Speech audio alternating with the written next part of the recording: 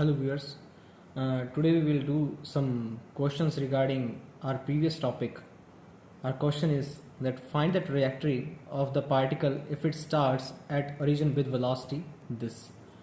Now we know the general solution for a particle moving in an electric field along say z-axis and magnetic field along x-axis. The general solution for this was given in terms as y of t is equals to c1 cos omega t plus c2 sin omega t plus et by b plus c4, and zt solution is given as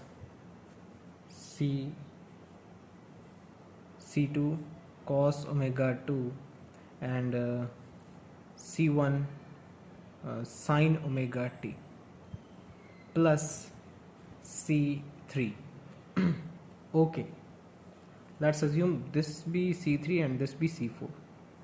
Now we know that in the beginning z0 and y0 displacement is equals to at time t0, the displacement and z and y is equals to 0, and velocity at time t is also along the z is 0, and the velocity along the y direction at time t is given as e by b.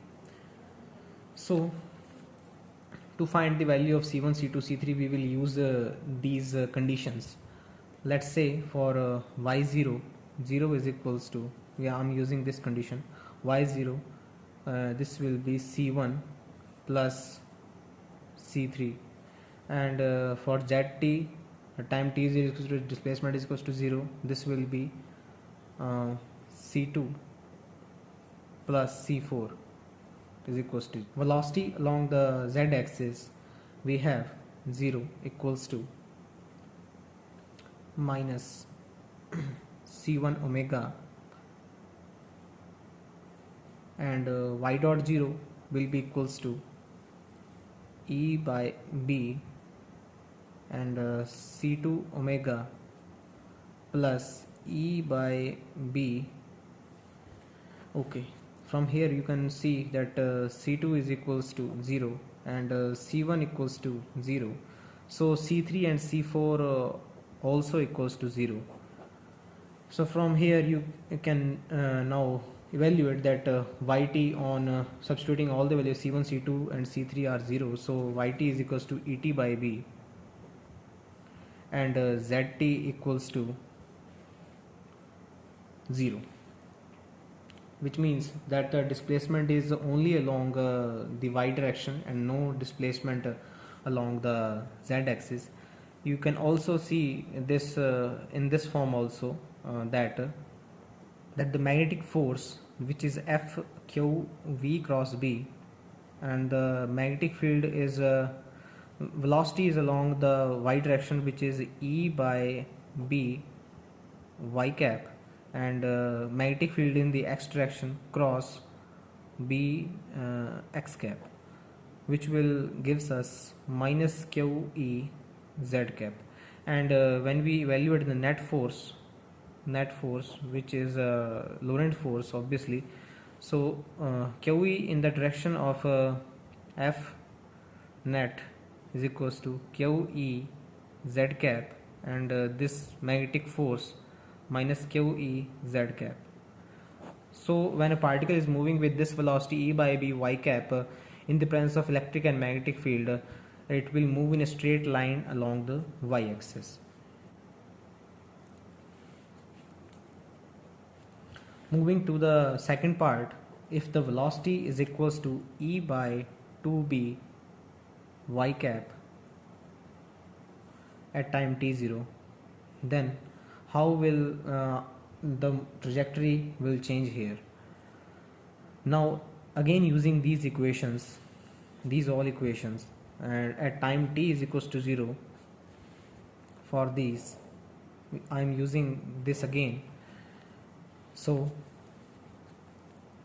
C1 plus C3 is equals to 0, C2 plus C4 is equals to 0, C1 equals to 0. Now this last one here is y dot at 0 is equals to E by 2b. So there will be a little bit change, which is E by 2b is equals to C2w plus E by b, which shows us that E by 2b is equals to C2w.